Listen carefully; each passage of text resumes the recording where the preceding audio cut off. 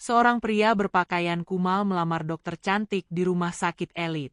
Semua orang tertawa dan mengusirnya, mengira dia gila. Tapi, siapa sebenarnya pria ini? Dan apa yang ia sembunyikan? Hari itu matahari belum sepenuhnya naik ketika seorang pria dengan pakaian kusam dan rambut berantakan melangkah masuk ke lobi rumah sakit Mahardika. Wajahnya gelap terbakar matahari, bajunya robek di sisi lengan, dan celananya lusuh penuh debu jalanan. Orang-orang yang duduk di ruang tunggu langsung menoleh, sebagian menutup hidung, yang lain melayangkan pandangan sinis. Mereka tidak biasa melihat seseorang berpakaian seperti itu masuk ke fasilitas medis elit yang berdiri megah di pusat kota. Pria itu tidak menghiraukan tatapan-tatapan itu. Langkahnya mantap, meskipun sendalnya hampir terlepas. Ia melewati resepsionis dengan santai, hanya meninggalkan jejak langkah yang berdebu dan aroma tubuh yang menguar samar. Resepsionis yang sedang mencatat nama pasien langsung berdiri, panik. "Maaf, Pak. Anda tidak boleh masuk ke area ini. Tunggu di luar ya kalau ada keperluan." Seru wanita berseragam biru muda itu dengan suara sedikit tegang. Pria itu menatapnya sebentar, lalu tersenyum tipis. "Saya ingin bertemu Dokter Karina." "Dokter Karina? Untuk apa?" Resepsionis itu mendadak membisikkan sesuatu pada satpam yang berdiri di samping lift. "Saya ingin melamarnya," ujar pria itu tenang. Seolah yang ia ucapkan adalah hal biasa seperti memesan nasi goreng di warung. Beberapa pasien yang duduk mendekat sontak menoleh. Bisik-bisik mulai terdengar.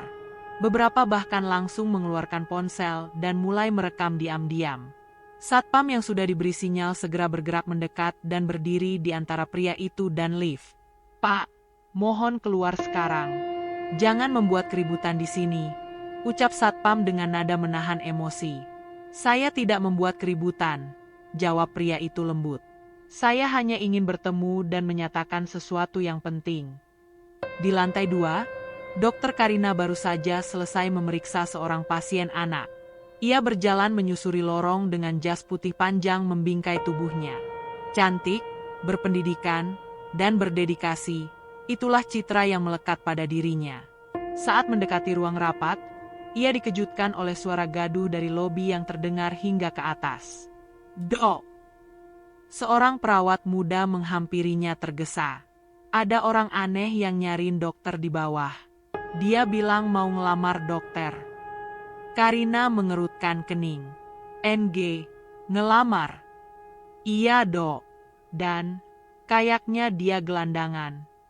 Beberapa menit kemudian, Karina turun ke lobi, ditemani kepala perawat dan 2 satpam. Di tengah kerumunan yang mulai ramai, pria kumal itu berdiri dengan wajah tenang. Tatapannya lurus ke arah Karina saat ia mendekat. Seketika suasana menjadi sunyi, hanya desiran AC dan suara langkah Karina yang terdengar. "Dokter Karina," kata pria itu, suaranya pelan tapi jelas. "Saya datang ke sini untuk melamar Anda." Karina terkejut. Ia menatap pria itu sejenak, tak mengenalinya sama sekali. Tidak ada ekspresi marah atau jijik di wajahnya, hanya keterkejutan dan kebingungan. Ia menoleh ke arah kepala perawat, lalu kembali menatap pria itu. "Anda siapa?"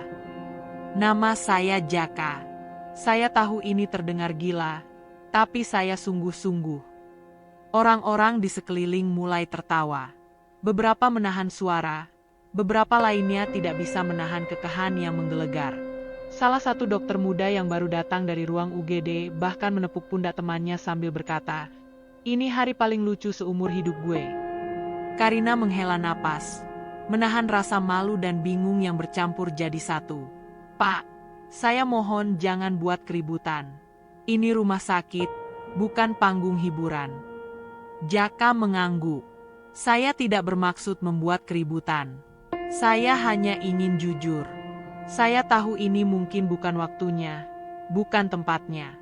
Tapi saya sudah lama memperhatikan dokter dari jauh. Bukan karena kecantikan saja, tapi karena hati dokter yang saya lihat saat menangani pasien kecil kemarin. Saya hanya ingin menyampaikan perasaan saya. Itu saja." Suasana makin canggung.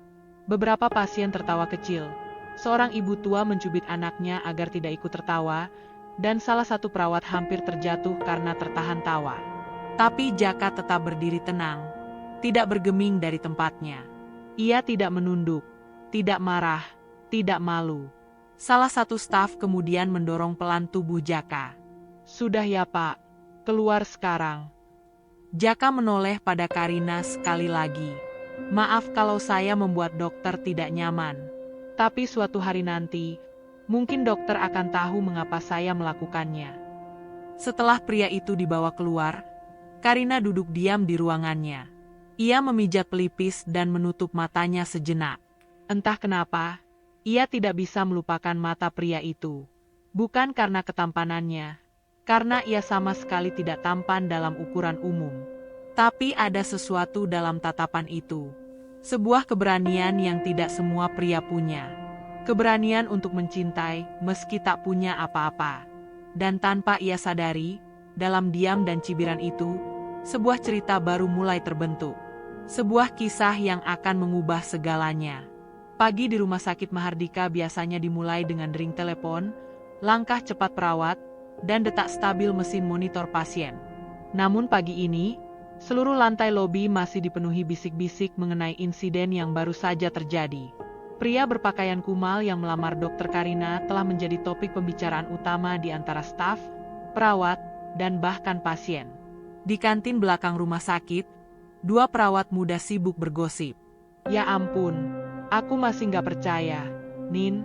Dia bener-bener ngelamar Dokter Karina pakai baju kumuh gitu," ujar Rina, setengah berbisik sambil mengaduk kopinya. "Dan parahnya, dia ngaku udah lama merhatiin Dokter Karina." "Hi, serem," sahut Nina sambil memutar bola mata. Tak jauh dari mereka, Rehan, perawat magang, hanya diam. Ia melihat kejadian itu dari dekat, dan berbeda dari rekan-rekannya, ia merasa ada sesuatu yang tidak beres. Pria itu, meski penampilannya menyedihkan, ada ketulusan yang sulit disangkal dari setiap kata dan gesturnya. Sementara itu, di ruang dokter umum lantai 2, Karina duduk termenung.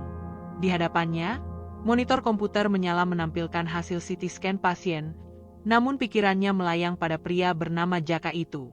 Wajah lusuhnya, kata-katanya yang tenang, dan caranya menatap lurus tanpa ragu, membuatnya sulit berkonsentrasi. Ia menggeleng pelan, berusaha mengusir bayangan itu dari kepalanya. "Karina," suara Dr. Roni masuk bersama ketukan pelan di pintu. "Udah denger kabar pagi ini viral, kan? Gila sih, rumah sakit ini kayak acara reality show sekarang." Karina tersenyum kaku. "Aku nggak anggap itu lucu, Ron." Roni mengangkat alis, sedikit kaget. "Loh, kamu nggak marah? Maksudku, dia mempermalukanmu di depan umum." Karina menghela napas. "Entahlah, aneh memang. Tapi dia nggak terlihat berniat buruk. Dia bahkan nggak kasar. Cuma ya, caranya salah. Tempatnya juga nggak tepat." Roni menatapnya dengan tatapan menggoda.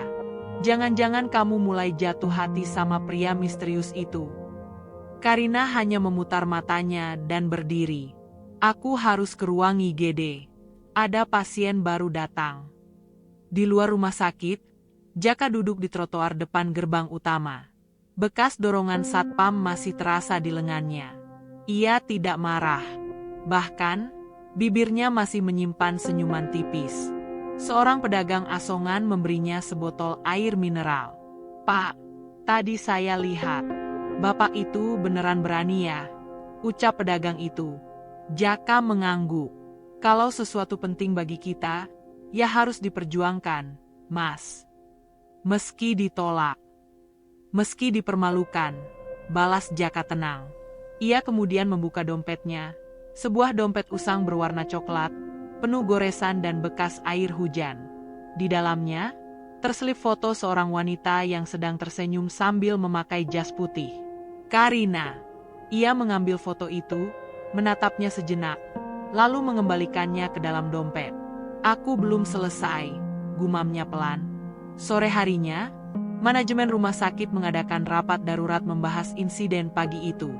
Di ruangan kaca besar lantai 5, direktur, manajer operasional, dan beberapa kepala departemen duduk melingkar. "Ini mencoreng reputasi rumah sakit kita," ujar salah satu manajer dengan nada tinggi. Video insiden itu sudah tersebar. Banyak yang mempertanyakan sistem keamanan kita. Direktur rumah sakit, seorang pria tua berkacamata, hanya menghela napas. Dia tidak membawa senjata, tidak membahayakan siapapun. Tapi memang dia membuat keributan. Bagaimana kalau besok-besok gelandangan lain datang dan melamar staf kita satu-satu? Ini harus dicegah. Mereka tertawa kecil, menganggap itu sebagai bahan lelucon.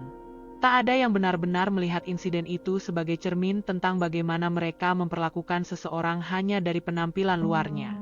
Di tempat lain, Karina berdiri di depan jendela lantai 2, menatap jalanan yang mulai gelap.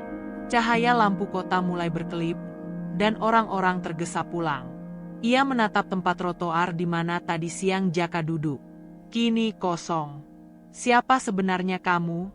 tanyanya dalam hati. Ia sadar, bukan hanya karena kejadian itu aneh dan memalukan, tapi karena pria itu berbeda. Di matanya, ada luka tapi juga ada keberanian. Dan Karina belum pernah melihat dua hal itu menyatu dalam satu tatapan selama ia menjadi dokter. Malam itu, di sudut kota, Jaka tidur di bawah jembatan layang.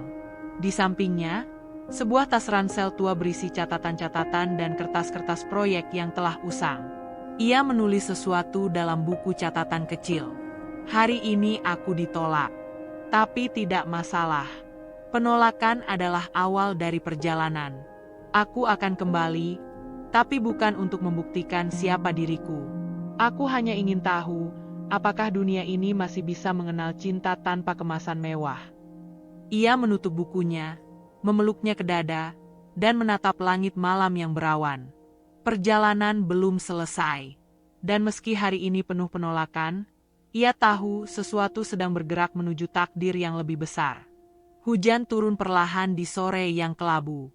Awan menggantung rendah di langit Jakarta, membawa suasana murung yang seakan menyatu dengan pikiran Jaka.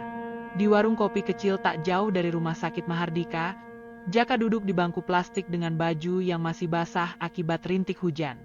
Di hadapannya, segelas kopi hitam yang mulai dingin dan dua gorengan sisa yang belum tersentuh. Ia tak sendiri. Di seberangnya duduk Rehan, perawat magang berusia 20-an yang sejak insiden lamaran kemarin menyimpan rasa penasaran mendalam terhadap pria kumal itu. Tidak seperti staf lain yang terus mengejek dan menyebarkan video ke media sosial, Rehan justru merasa ada sesuatu yang belum terungkap dari diri Jaka. "Mas Jaka?" Rehan membuka percakapan sambil melirik pelan. "Maaf ya, saya masih penasaran. Kenapa Mas kemarin datang ke rumah sakit dan langsung, melamar Dokter Karina?" Jaka menoleh pelan. Ia tidak marah, tidak juga tersinggung. Hanya menghela napas pendek. "Kau tahu, Rehan, kadang hidup membawa kita ke titik di mana harga diri bukan lagi tentang seberapa tinggi kita berdiri, tapi seberapa tulus kita bertahan. Aku memang tampak seperti orang gila waktu itu. Tapi aku sadar, aku hanya tidak punya waktu untuk menunggu momen sempurna." Rehan terdiam. Ia tidak sepenuhnya mengerti, tapi ia tahu, kata-kata itu bukan dibuat-buat. "Dulu," lanjut Jaka sambil menatap jalanan yang basah, "aku bukan seperti ini. Aku punya perusahaan, tim, bangunan megah, bahkan pernah jadi pembicara di seminar kesehatan internasional. Aku percaya pada teknologi dan kemanusiaan. Kupikir, aku bisa menyatukan keduanya. Tapi hidup tidak sesederhana itu."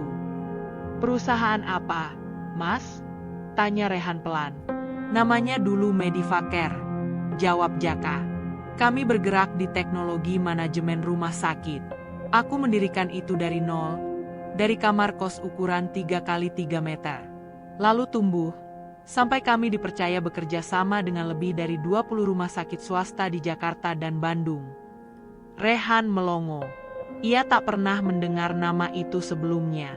Tapi dari cara bicara Jaka, datar, jujur, dan tanpa kebanggaan palsu, ia tahu pria di depannya tidak sedang membual. "Lalu kenapa bisa sampai begini?" Jaka tersenyum pahit. Aku dikhianati oleh orang yang paling kupercaya. Rekan bisnis yang juga sahabatku sejak SMA. Dia ambil alih seluruh aset, manipulasi data, dan kabur ke luar negeri. Saat aku bangkrut, semua orang perlahan menjauh. Karyawan keluar satu persatu. Bahkan keluargaku sendiri, malu punya aku sebagai kerabat. Rehan menggigit bibirnya. Ia merasa tenggorokannya tercekat. Terus kenapa Dokter Karina? Tanyanya, nyaris seperti bisikan. Jaka memandangi secangkir kopinya, lalu berkata pelan, karena dia berbeda. Aku sering lihat dia menangani pasien di unit anak. Ia tidak pernah bicara kasar. Tatapannya tulus. Ia memeluk seorang bocah penderita leukemia waktu orang tuanya tak datang. Aku pikir di dunia yang begitu cepat menilai dari kemasan, dia masih punya sisa rasa. Jadi Mas sering ke rumah sakit? Sering. Kadang nyamar jadi pengantar barang, kadang bantu bersihkan halaman parkir. Aku cuma ingin tahu, apa dunia masih punya ruang untuk hati? Rehan terdiam lama. Hujan masih turun, derasnya perlahan menghapus debu dari jalanan. Ia memandang Jaka dengan mata yang mulai berubah. Pria ini bukan gelandangan biasa. Ia seseorang yang hancur tapi tidak membenci hidup. Ia luka tapi tidak dendam. Ia jatuh tapi tidak menyerah. Mas, ucap Rehan lirih, kalau memang semua ini benar, kenapa Mas nggak cerita dari awal ke Dokter Karina? Jaka tersenyum. Kalau aku datang dengan jas dan mobil mewah, siapapun akan menerima. Tapi kalau aku datang seperti ini, hanya orang yang melihat jantungku yang akan mendengarku. Aku ingin tahu, apakah cinta bisa lahir dari kejujuran paling telanjang? Rehan tidak menjawab. Tapi dalam hatinya, ia tahu pria ini sedang memperjuangkan sesuatu yang lebih dari sekadar cinta. Ia sedang memperjuangkan makna tentang manusia yang sesungguhnya. Di tempat lain, Karina masih bergelut dengan pikirannya sendiri. Ia membaca ulang komentar-komentar di media sosial tentang insiden lamaran itu. Beberapa mengutuk rumah sakit karena mengusir orang miskin dengan kasar. Beberapa lain menuduh pria itu sebagai pencari sensasi. Tapi sebagian, justru yang diam-diam menyentuhnya, menyebut keberanian pria itu sebagai sesuatu yang langka. Berani mencintai, bahkan ketika dunia menertawakanmu. Kalimat itu muncul dari salah satu komentar anonim. Dan entah mengapa, Karina menyimpannya di galeri ponselnya. Malamnya, Jaka duduk sendiri di taman kecil dekat sungai. Angin malam berhembus menusuk tulang. Tapi ia tidak bergeming. Di tangannya, catatan harian yang lusuh ia buka, dan ditulisnya. Hari ketiga, aku mulai bicara. Tidak semua orang tertawa. Satu orang mendengar. Itu cukup untuk hari ini. Ia menutup catatan itu perlahan. Di matanya, masih ada luka. Tapi dari luka itulah, kekuatan perlahan lahir. Sudah 2 hari sejak kejadian lamaran mendadak di lobi rumah sakit. Meski waktu terus bergulir dan aktivitas rumah sakit berjalan seperti biasa, perasaan Karina justru semakin tidak menentu. Ada hal yang mengganjal dalam pikirannya, seperti duri kecil yang tak terlihat tapi terus menusuk perlahan. Pagi itu, ia tiba lebih awal dari biasanya. Mengenakan blus putih dan celana kain abu-abu, ia masuk ruang kerjanya dengan langkah pelan. Di mejanya, sudah menunggu setumpuk rekam medis dan jadwal praktik hari itu. Tapi bukan itu yang menarik perhatiannya. Ia membuka laci kecil di bawah meja, dan dari sana ia mengambil ponselnya. Di galeri, ada satu tangkapan layar yang masih tersimpan. Komentar seseorang di media sosial. Berani mencintai, bahkan ketika dunia menertawakanmu. Ia membaca ulang kalimat itu berulang kali. Ada yang lembut tapi tajam dari kata-kata itu. Membuatnya merasa disindir, disentuh, dan dipertanyakan sekaligus. Ia meletakkan ponsel itu kembali dan menghela napas panjang. Kenapa dia masih ada di kepalaku? Karina menggeleng pelan. Ia bukan tipe wanita yang mudah terbawa perasaan. Semasa kuliah, ia sudah kenyang dengan kisah cinta sementara. Ia bahkan pernah ditinggal tunangan saat sedang mengambil residensi, dan sejak saat itu, hidupnya ia dedikasikan penuh untuk pasien dan penelitian. Tapi kini, hanya karena seorang pria kumal dan penuh debu datang melamarnya, ia merasa ada yang tak beres dalam dirinya sendiri. Di ruang staf medis, suasana lebih ramai. Para perawat sedang membicarakan rencana perayaan ulang tahun rumah sakit yang tinggal beberapa minggu lagi. Rina dan Nina masih sibuk menyusun daftar dekorasi ketika Rehan masuk dan mengambil posisi duduk di pojok ruangan. Rehan, sapa Nina. Kemarin kamu ngobrol sama si gelandangan itu, ya? Si Romeo jalanan? Ucapnya sambil cekikikan. Rehan menoleh perlahan. Namanya Mas Jaka. Halah, serius banget. Kamu beneran ngobrol sama dia? Tanya Rina. Iya. Dan menurutku dia bukan orang sembarangan. Jawab Rehan tanpa ragu. Dua perawat itu terdiam sebentar, lalu tertawa kecil. Wah, jangan-jangan kamu terhipnotis juga ya kayak dokter Karina. Rehan tak membalas. Tapi dalam hati, ia tahu bahwa Jaka menyimpan lebih dari yang tampak di permukaan. Dan yang lebih penting, ia mulai ragu pada sistem penilaian orang-orang di sekelilingnya. Semua terlalu sibuk menilai dari permukaan. Karina hari itu hanya menjalani 3 sesi konsultasi. Sisanya ia gunakan untuk duduk di ruangannya, termenung sambil memandangi jendela yang mengarah ke jalan besar. Ia tidak tahu apa yang sedang ia cari dari kaca bening itu. Apakah sosok Jaka? Atau hanya ketenangan yang hilang? Tengah hari, ia akhirnya membuka laptop dan mencoba mencari kata kunci, Medivaker. Pengusaha muda bangkrut Jakarta, pengkhianatan bisnis teknologi medis. Beberapa artikel lama muncul, sebagian tak relevan, sebagian lain tertutup paywall berita berbayar. Namun salah satu artikel menarik perhatiannya.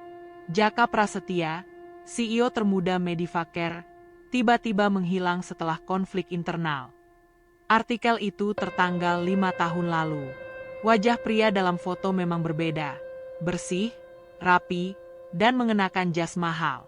Tapi mata itu sama persis dengan yang menatapnya penuh ketulusan di lobi 2 hari lalu. Karina menahan napas. Jantungnya berdetak sedikit lebih cepat. Jadi benar dia, bisiknya pelan. Sore harinya, Karina berjalan ke taman kecil di belakang rumah sakit.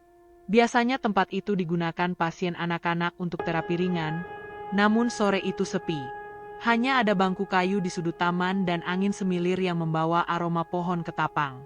Rehan sudah duduk di sana, dan seolah tahu Karina akan datang, ia berdiri dan menyambut dengan sopan.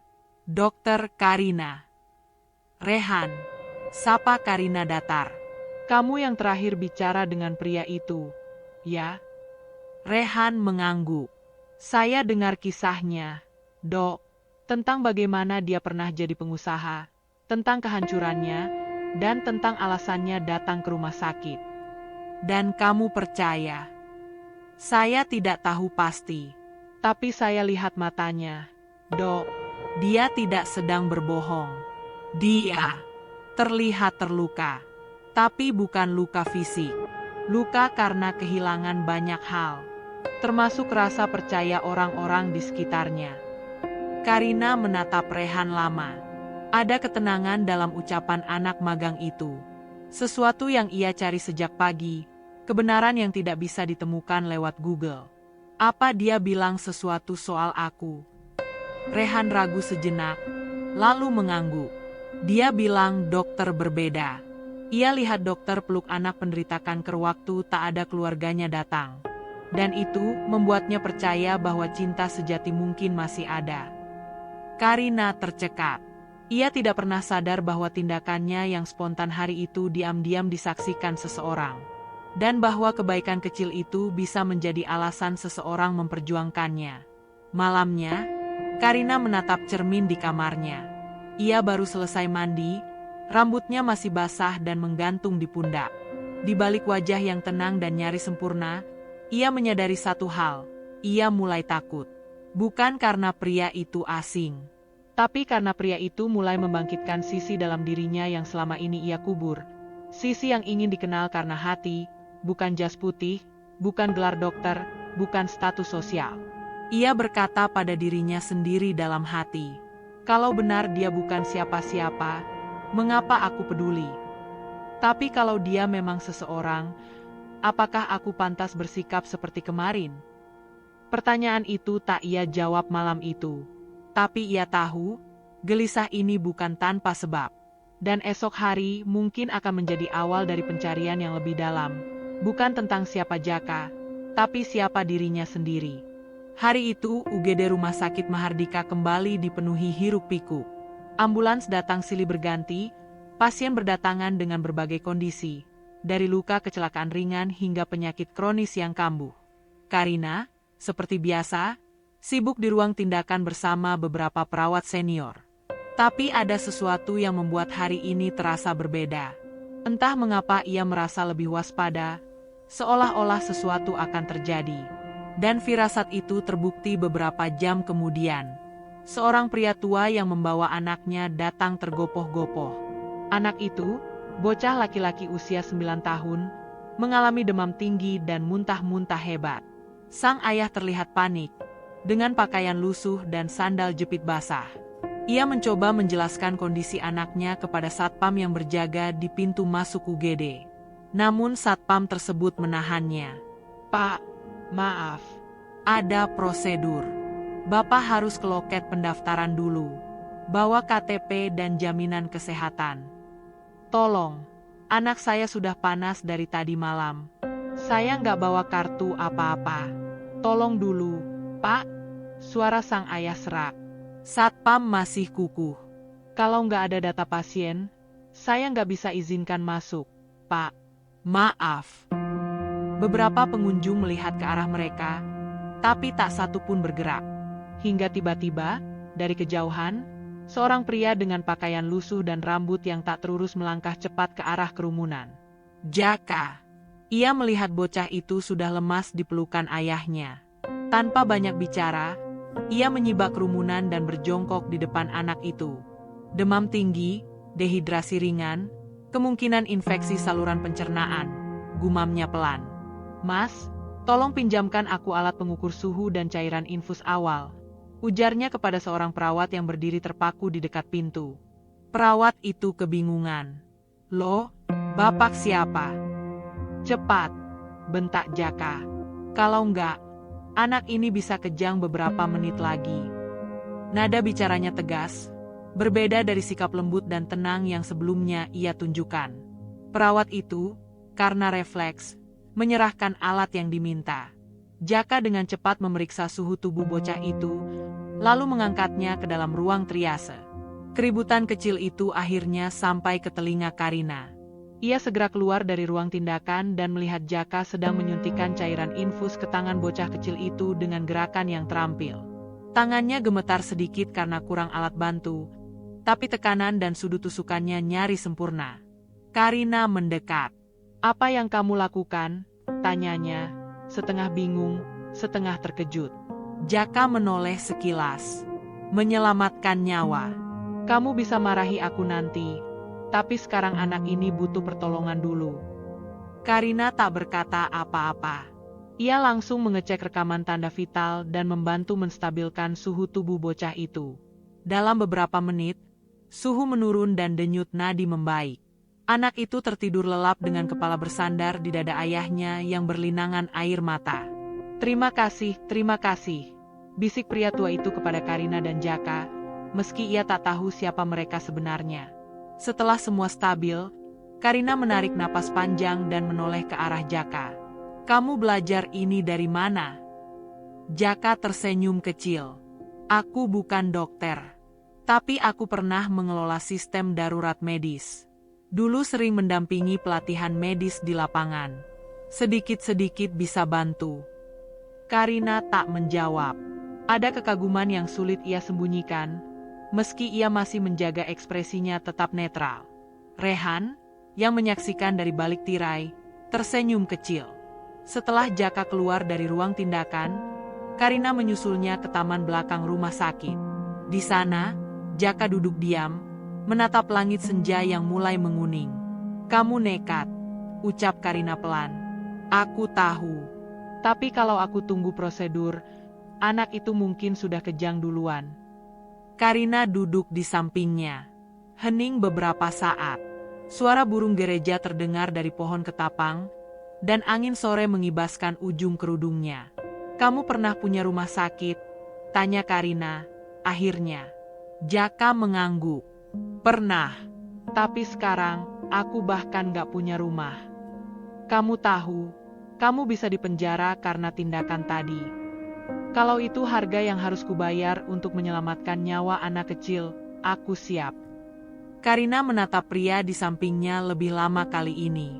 Bukan lagi sebagai pengganggu yang mempermalukannya, tapi sebagai seseorang yang tak ia pahami sepenuhnya dan justru karena itu, menarik perhatiannya lebih dalam. Kenapa kamu kembali ke sini? Bisiknya. Jaka menoleh perlahan. Karena kamu masih di sini. Kalimat itu membuat Karina tercekat. Jantungnya berdetak tak beraturan. Ia tak tahu harus berkata apa, dan sebelum ia menemukan kata yang tepat, Jaka sudah berdiri dan meninggalkannya, membiarkan kalimat itu menggantung di udara sore yang semakin senyap. Malamnya, di kamar kos kecilnya, Jaka membuka kembali buku catatannya. Hari kelima. Aku tak datang untuk dihargai. Aku datang untuk memberi. Mungkin hari ini aku menyentuh satu hati. Tapi aku masih harus menunggu untuk tahu apakah hatinya bersedia terbuka. Hujan turun deras sejak pagi. Langit kelabu menggantung di atas atap rumah sakit Mahardika, seakan ikut menyimpan beban yang tak diketahui banyak orang. Di balik dinding-dinding steril rumah sakit, bukan hanya pasien yang sedang berjuang, tapi juga sistem yang perlahan-lahan mulai goyah. Hari itu, Karina berjalan cepat menuju ruang rapat lantai 5. Wajahnya tegang. Ia baru saja menerima panggilan darurat dari sekretaris direksi. Tidak ada penjelasan panjang. Hanya satu kalimat yang menggantung di layar ponselnya. Rapat internal. Semua dokter kepala dan konsultan diminta hadir. Urgent. Begitu pintu ruang rapat terbuka, ia melihat semua wajah menegang. Direktur rumah sakit, Dr. Hadi, duduk di ujung meja, sementara manajer operasional dan kepala keuangan sudah hadir lebih dulu. Beberapa orang masih berbisik, bertanya-tanya dalam gelisah. Maaf saya terlambat, ujar Karina singkat sebelum duduk. Dr. Hadi mengangguk pelan, lalu berdiri. Saya akan bicara langsung, tanpa basa-basi. Semua orang terdiam. Per hari ini, Rumah Sakit Mahardika mengalami defisit operasional. Dana cadangan hanya cukup untuk 2 minggu ke depan. Beberapa mitra asuransi menunda pembayaran, dan dana dari yayasan sponsor ditarik karena persoalan legal. Singkatnya, kita diambang krisis. Seperti petir menyambar dalam ruangan kedap suara. Beberapa dokter saling pandang, yang lain mengerutkan dahi, dan ada pula yang langsung melirik kepala keuangan. Kita butuh investor, lanjut Dr. Hadi. Dan kami sudah membuka opsi untuk akuisisi parsial. Akan ada rapat lanjutan dengan calon investor utama yang telah menyatakan minat, dalam waktu paling lambat 3 hari lagi. Karina merasakan sesuatu mengganjal di perutnya. Ada rasa tidak percaya, seolah rumah sakit yang selama ini tampak kokoh dan mapan, ternyata rapuh di dalam. Ia mencoba mengangkat tangan. Maaf, siapa investor yang dimaksud? Dr. Hadi hanya menjawab singkat. Masih bersifat rahasia. Akan diungkap saat rapat final. Tapi yang pasti, investor ini akan membawa perubahan besar. Sementara itu, di sisi kota yang lebih gelap dan basah, Jaka berdiri di depan sebuah gedung tua, bekas kantor pusat perusahaannya dulu, Medivacare. Gedung itu kini dipenuhi coretan grafiti dan poster iklan abal-abal. Tapi Jaka berdiri di sana dengan kepala tegak. Ia menatapnya lama, lalu mengeluarkan kunci kecil dari dompetnya. Kunci yang sudah lama tidak ia sentuh. Ia membuka pintu samping dan melangkah masuk. Di dalam, segala kenangan itu menyeruak kembali. Ruang konferensi tempat ia presentasi, sudut tempat ia melamun saat stres, hingga ruang kecil di lantai 2 tempat ia dulu menyimpan semua data rahasia rumah sakit, termasuk Mahardika. Ia membuka laptop tuanya. Mesinnya masih menyala, walau lambat. dan di dalamnya folder-folder besar dengan label Audit Keuangan Mahardika, Skema Kepemilikan Saham, dan satu folder terakhir bernama Plan B. Jaka duduk, memejamkan mata, dan menarik napas panjang. Ia tahu waktu itu sudah dekat. Di rumah sakit, suasana berubah drastis. Para staf mulai gelisah. Isu PHK beredar. Beberapa perawat mulai mencari pekerjaan alternatif. Admin keuangan mulai menyimpan dokumen pribadi. Dan Karina memilih diam. Ia merasa terjebak dalam kabut. Di satu sisi, ia belum bisa mengusir bayang-bayang Jaka dari pikirannya. Di sisi lain, kondisi rumah sakit yang memburuk membuatnya khawatir akan masa depan karir dan tanggung jawab terhadap pasien. Rehan, yang sejak insiden UGD lebih sering menemani Karina, akhirnya angkat suara di ruang istirahat sore itu. "Dokter, kalau boleh jujur, saya rasa Mas Jaka tahu sesuatu tentang rumah sakit ini." Karina menatap Rehan. "Maksud kamu?" "Dia bukan orang biasa. Dari cara dia bicara, cara dia bantu pasien, sampai caranya memperhatikan gedung ini. Saya yakin dia bukan sekadar orang gagal. Dia pernah punya hubungan dengan rumah sakit ini." Karina tidak menjawab, tapi di dalam hatinya, ia tahu Rehan benar. Bahkan sejak membaca artikel lama tentang Medivaker, ia sudah mulai curiga. Tapi kenapa Jaka tak pernah mengungkap semuanya secara langsung? Karina berjalan ke ruang arsip malam itu. Ia mengakses data kepemilikan rumah sakit, sesuatu yang sebenarnya tidak mudah didapat. Tapi posisinya sebagai dokter senior memberi akses terbatas. Dan di sana, pada berkas digital versi lama, yang sudah tak pernah disentuh sejak 5 tahun lalu, ia menemukan nama Jaka Prasetya. Tercatat sebagai salah satu pemegang saham awal, dengan jumlah saham minoritas namun cukup signifikan. Tangannya gemetar. Ia menutup laptop. Kini semuanya masuk akal. Keesokan paginya, surat edaran muncul. Judul, Pemberitahuan Pengambil Alihan Aset Rapat Umum. Semua staf dan karyawan diwajibkan hadir. Dalam surat itu tertulis, calon investor utama akan diperkenalkan secara resmi, dan pengambil alihan akan dilaksanakan dalam waktu dekat. Ruangan kembali riuh. Ada yang senang, berharap rumah sakit bisa diselamatkan. Tapi lebih banyak yang gelisah, takut ada perombakan besar-besaran. Karina hanya duduk diam, membaca ulang surat itu, dan bertanya dalam hati, apakah ini semua bagian dari rencana Jaka? Dan jika benar, kenapa ia tidak mengatakan apapun? Apa maksud dari diamnya? Apa tujuan dari semua penyamaran ini? Apa hubungan antara kehancurannya dahulu dan keputusannya untuk kembali sekarang? Malam itu, dari jendela kamar kosnya, Jaka menatap langit. Hujan belum berhenti. Di meja kecil, tergeletak 2 benda, catatan harian lusuhnya, dan undangan rapat internal Rumah Sakit Mahardika yang ia terima secara pribadi sebagai pemilik baru. Ia membuka buku catatannya. Di halaman berikutnya, ia menulis, "Hari ke-6. Waktu yang kutunggu hampir tiba. Aku tidak datang untuk membalas. Aku datang untuk menunjukkan siapa yang benar-benar bernilai ketika semua kemewahan telah dilucuti."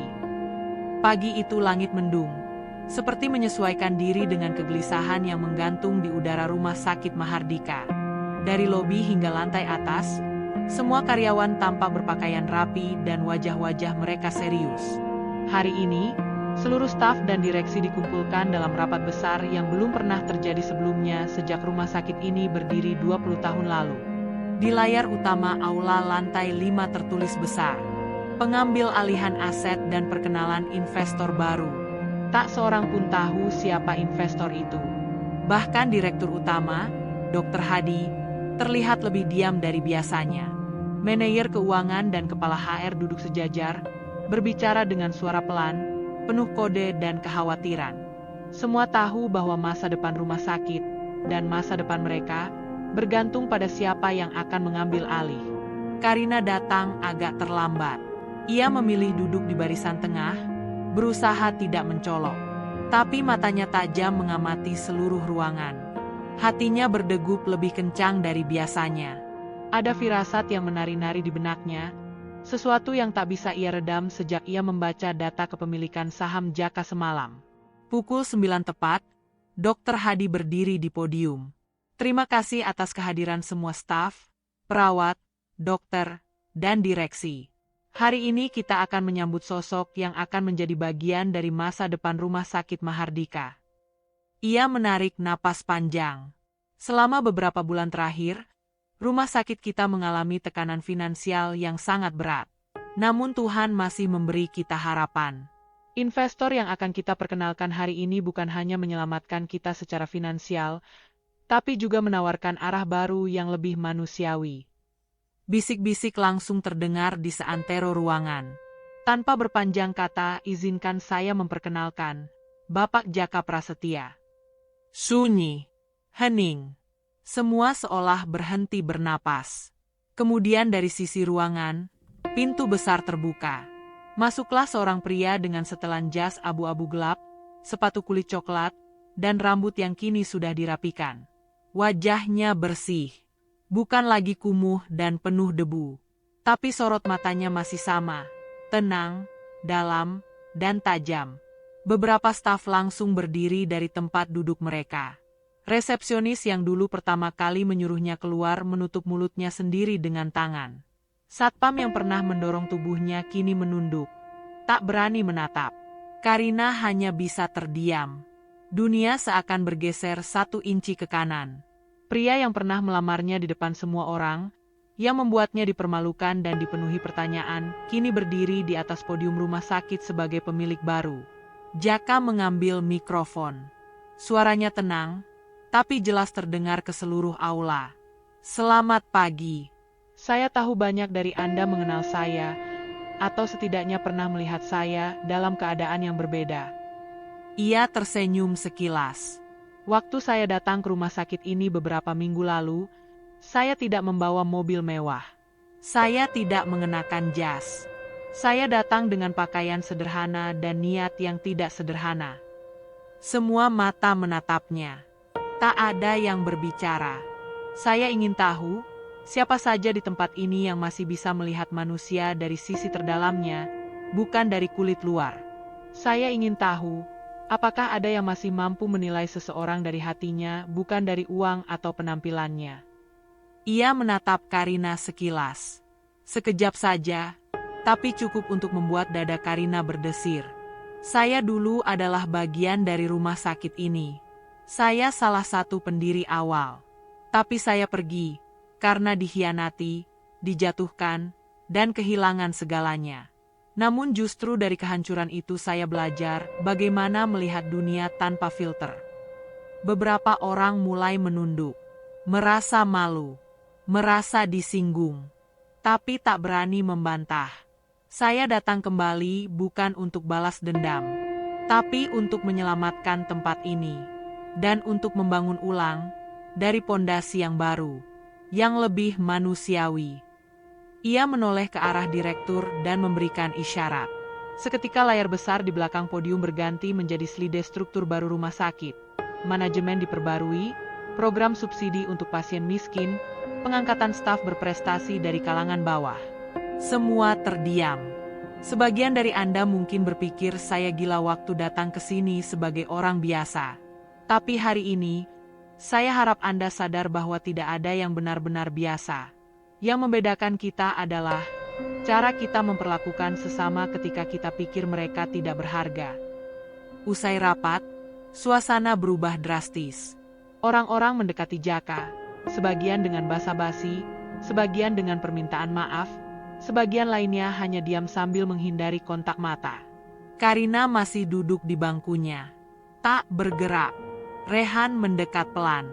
Saya sudah menduga, Dok, katanya lirih. Karina hanya mengangguk. Pandangannya masih tertuju ke arah Jaka yang kini dikerumuni orang-orang. Tapi bukan itu yang mengganggunya. Yang membuat dadanya sesak adalah, kenapa ia tak pernah diberitahu lebih awal? Sore harinya, saat semua kembali ke posisi masing-masing, Karina berjalan ke taman belakang rumah sakit. Di sana, seperti hari-hari sebelumnya, Jaka sudah menunggu. Tapi kali ini, dengan jas dan sepatu rapi. Mengagetkan, ya? Kata Jaka pelan. Karina menatapnya lama. Kenapa kamu lakukan ini semua? Kenapa menyamar? Membuat kekacauan, mempermalukan dirimu sendiri. Jaka tersenyum. Karena kalau aku datang sebagai pemilik rumah sakit, kamu akan memperlakukanku seperti semua orang lain memperlakukan pemilik kekayaan. Aku ingin tahu siapa yang akan mencintaiku saat aku tidak punya apa-apa. Karina menelan ludah. Kata-kata itu menyentuh titik terlembut dalam dirinya. Tapi ia belum menjawab. Jaka menatap matanya dengan serius. Dan aku juga ingin tahu siapa yang masih punya keberanian mencintai, bahkan setelah tahu siapa aku sebenarnya. Karina terdiam. Angin sore berhembus pelan. Taman itu hening. Tapi dalam diam itu, ada dua jiwa yang saling menatap dengan jujur, tanpa jas putih, tanpa baju kumal. Hanya manusia yang saling bicara lewat hati. Sejak rapat besar pagi itu, suasana rumah sakit Mahardika seperti berubah wujud. Dinding-dindingnya masih sama, lorong-lorongnya tak berubah. Namun langkah-langkah yang berjalan di dalamnya kini terasa lebih pelan, penuh kehati-hatian.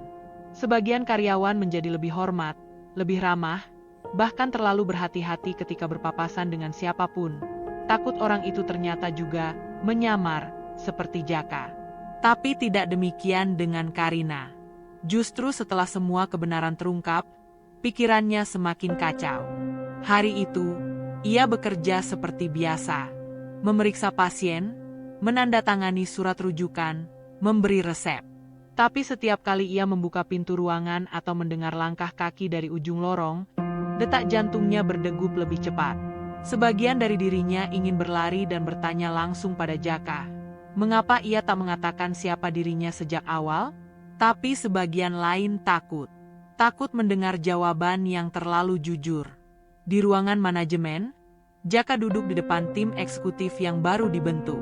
Tidak lagi mengenakan jas, hari ini ia hanya mengenakan kemeja putih sederhana yang digulung hingga siku, seperti masa-masa dulu saat ia masih memimpin Medivaker. Ia mempresentasikan struktur pembaruan rumah sakit, pemotongan biaya administrasi untuk pasien tak mampu, transparansi dalam penanganan dana, dan sistem rotasi untuk staf yang berprestasi. Namun di akhir presentasi, ia menambahkan satu hal yang membuat semua orang terdiam. Saya akan meninjau kembali seluruh catatan evaluasi pegawai, ujar Jaka. Bukan hanya dari laporan angka, tapi dari bagaimana mereka memperlakukan pasien dan sesama manusia. Termasuk dokter dan kepala ruangan, tanya salah satu manajer. Jaka tersenyum tipis. Terutama mereka. Sore harinya, Karina memberanikan diri mengirim pesan singkat ke ponsel Jaka, nomor yang ia dapat dari Rehan. Hanya satu kalimat. Bisa kita bicara? Jawabannya hanya singkat. Tunggu saya di taman belakang. Jam 4. Dan pukul 4 tepat, Karina sudah duduk di bangku taman yang sama seperti sebelumnya. Hanya saja kini, ia bukan lagi dokter yang penuh harga diri. Ada beban di pundaknya, ada ketakutan dalam dadanya. Ketika Jaka datang dengan langkah pelan, ia langsung berdiri. Terima kasih sudah datang, ucapnya. Jaka mengangguk. Kamu yang minta bicara. Karina menarik napas. Aku minta maaf. Minta maaf? Ulang Jaka, bingung. Atas semua sikapku waktu itu. Aku menilaimu dari penampilan. Aku menghindarimu. Aku ikut tertawa dalam diam saat kamu ditertawakan.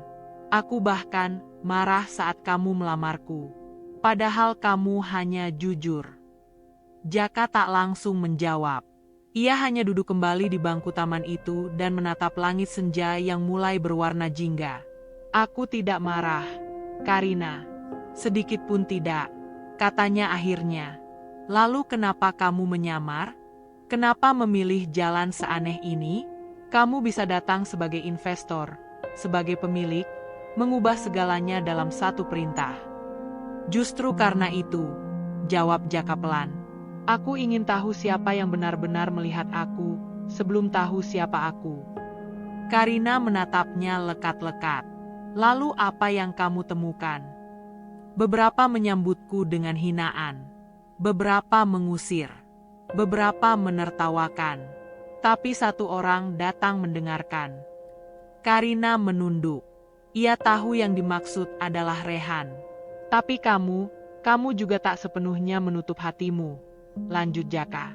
Aku bisa lihat dari caramu menatap pasien, dari caramu menyesal, dari caramu bicara padaku waktu di UGD. Aku bingung, ucap Karina. Aku tidak tahu harus bagaimana menilai semua ini. Aku bukan orang sempurna, Jaka. Tidak ada yang sempurna. Tapi aku lebih menghargai orang yang jujur tentang ketidaksempurnaannya daripada yang berpura-pura punya segalanya. Keesokan harinya, Jaka secara resmi mengumumkan perubahan besar di hadapan seluruh staf. Dalam pidatonya, ia menyebut beberapa nama yang akan dinaikkan jabatannya berdasarkan integritas dan kerja nyata. Di antara nama-nama itu, salah satunya adalah Rehan. Ruangan hening, lalu terdengar tepuk tangan perlahan. Rehan mungkin hanya perawat magang, tapi dia melihat manusia di saat banyak orang melihat sampah, ucap Jaka di depan semua staf. Dia pantas mendapat tempat lebih tinggi, bukan karena jabatannya, tapi karena hatinya. Karina menatap Rehan dari kejauhan. Ia tersenyum bangga. Dan saat semua orang mulai sibuk kembali, Jaka menghampiri Karina di koridor. Saya akan tinggal di sini untuk sementara. Memastikan semua sistem berjalan, katanya. Karina mengangguk. Baik. Tapi saat Jaka berbalik hendak pergi, Karina menahan lengannya. Jaka, terima kasih karena kamu memilih datang sebagai orang biasa. Karena kalau tidak, aku mungkin tak pernah belajar mencintai dengan cara yang benar. Jaka terdiam sejenak, kemudian tersenyum. Dan aku beruntung, karena kamu mau belajar melihat dengan hati, meski sedikit terlambat. Hari-hari berlalu di rumah sakit Mahardika, namun nuansanya kini berbeda. Bukan hanya karena pengambil alihan manajemen telah resmi dilakukan, tetapi karena cara orang-orang berjalan, menyapa, dan bahkan melihat satu sama lain mulai berubah. Tidak ada lagi pandangan sinis pada pasien yang tak mampu membayar. Tak ada lagi perawat yang menolak berbicara dengan keluarga pasien dari golongan bawah. Semua terasa lebih lembut, lebih sadar. Seolah seluruh bangunan ini telah dicuci oleh satu kebenaran yang selama ini tersembunyi, bahwa kemanusiaan bukan milik kalangan tertentu saja. Dan perubahan itu dimulai dari rasa malu. Suatu pagi, Jaka memasuki ruang staf yang biasanya dipenuhi canda dan gosip. Hari itu, ruangan hening. Semua mata menatapnya. Tapi bukan dengan sinisme seperti dulu, melainkan rasa sungkan yang kental. Beberapa detik setelah ia masuk, seorang perawat senior berdiri. Pak Jaka, saya ingin minta maaf atas sikap saya waktu Bapak datang pertama kali ke rumah sakit ini. Saya terlalu cepat menghakimi. Jaka menatapnya. Nama kamu? Linda, Pak. Jaka tersenyum. Terima kasih, Linda. Tapi kamu tidak harus minta maaf karena aku.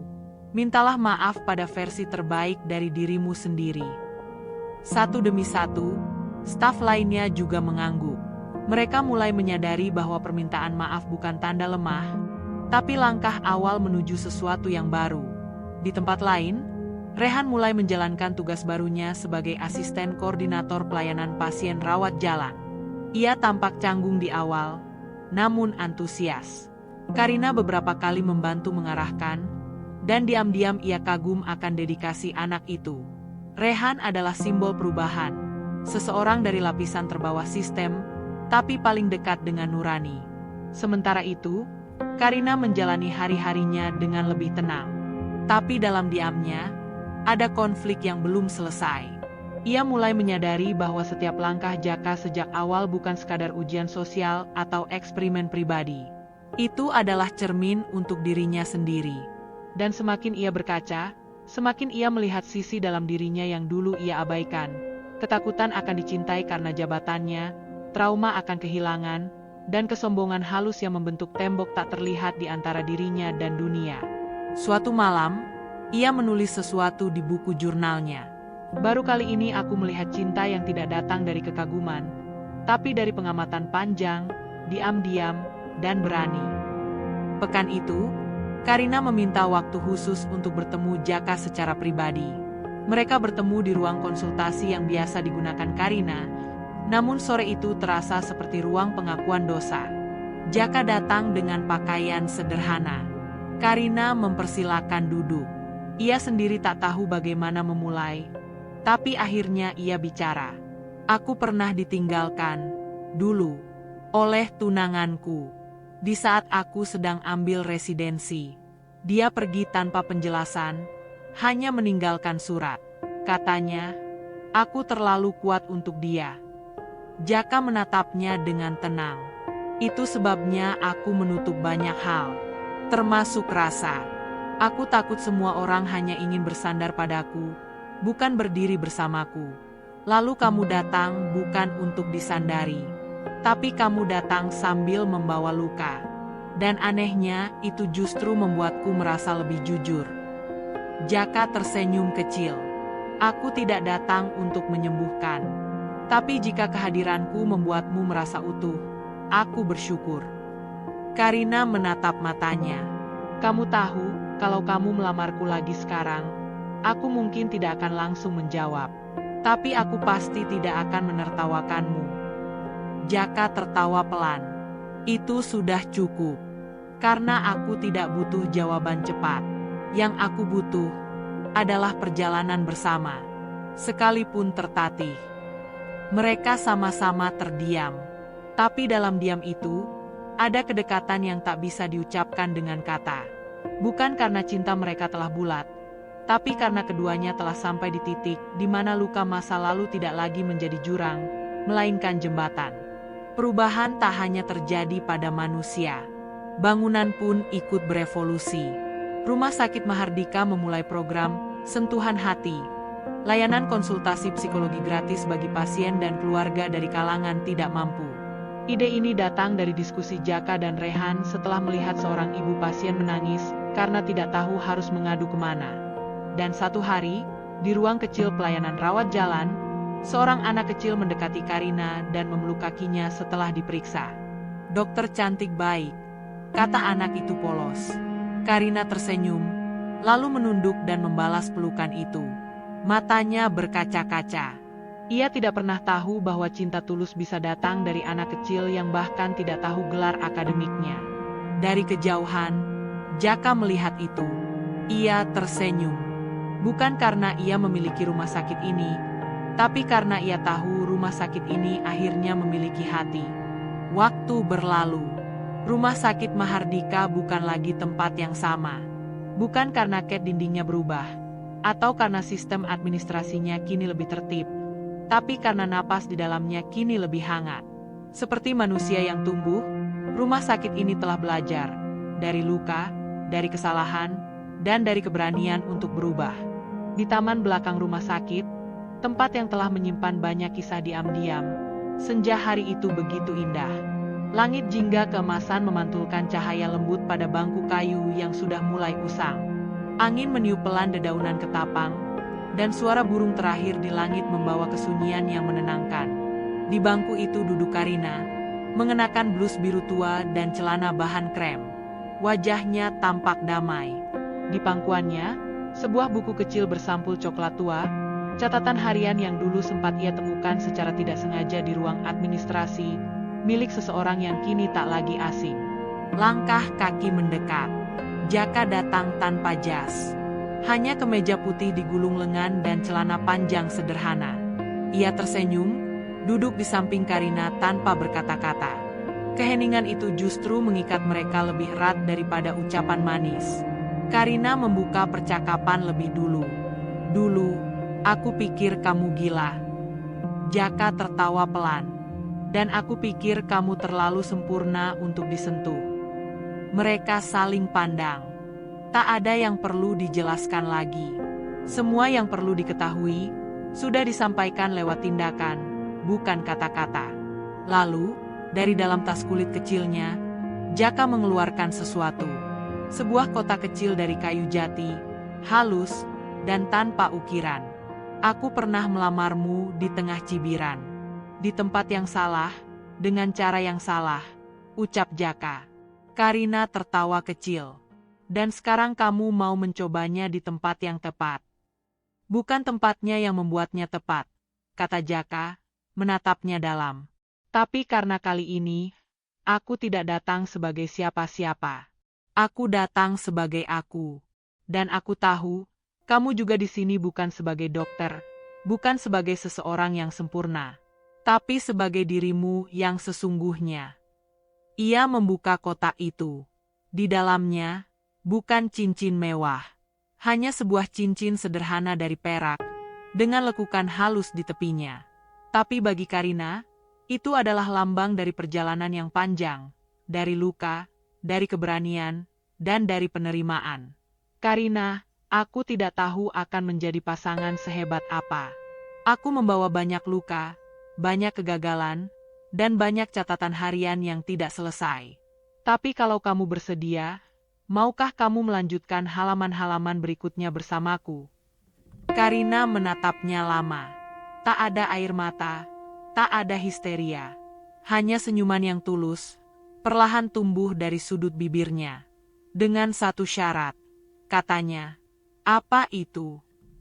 Kalau nanti kamu merasa ingin melamar seseorang lagi, pastikan bukan di lobi rumah sakit, ujarnya sambil tertawa kecil. Jaka ikut tertawa. Cincin itu kini melingkar di jari manis Karina. Tidak gemerlap, tapi bercahaya dalam kesederhanaannya. Beberapa minggu kemudian, Rumah Sakit Mahardika menggelar peresmian program subsidi pelayanan. Acara berlangsung hikmat namun hangat. Di ujung sambutan, Jaka naik ke atas podium dan memperkenalkan program Karina, sebuah sistem perawatan gratis untuk ibu dan anak dari keluarga prasejahtera. Tepuk tangan bergema. Karina hanya bisa tertunduk malu, namun wajahnya bersinar. Ia tahu, nama program itu bukan sekadar bentuk penghargaan. Itu adalah pengakuan bahwa cinta bisa menjadi pondasi sistem jika dijalankan dengan hati. Dan suatu malam, di kamar sederhana yang penuh buku dan catatan, Karina kembali membuka jurnalnya.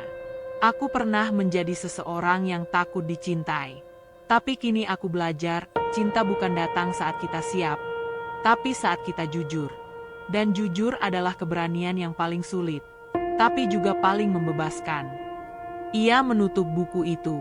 Di sampingnya, Jaka sudah tertidur dengan buku di dadanya, catatan harian baru, dengan halaman kosong yang siap ditulis bersama. Di dunia yang cepat dan penuh topeng, mereka memilih jalan yang pelan. Tapi dari kejujuran itu, mereka menemukan satu sama lain. Bukan sebagai dokter, bukan sebagai pengusaha, tapi sebagai dua manusia yang memilih untuk saling menerima dalam keadaan paling jujur mereka.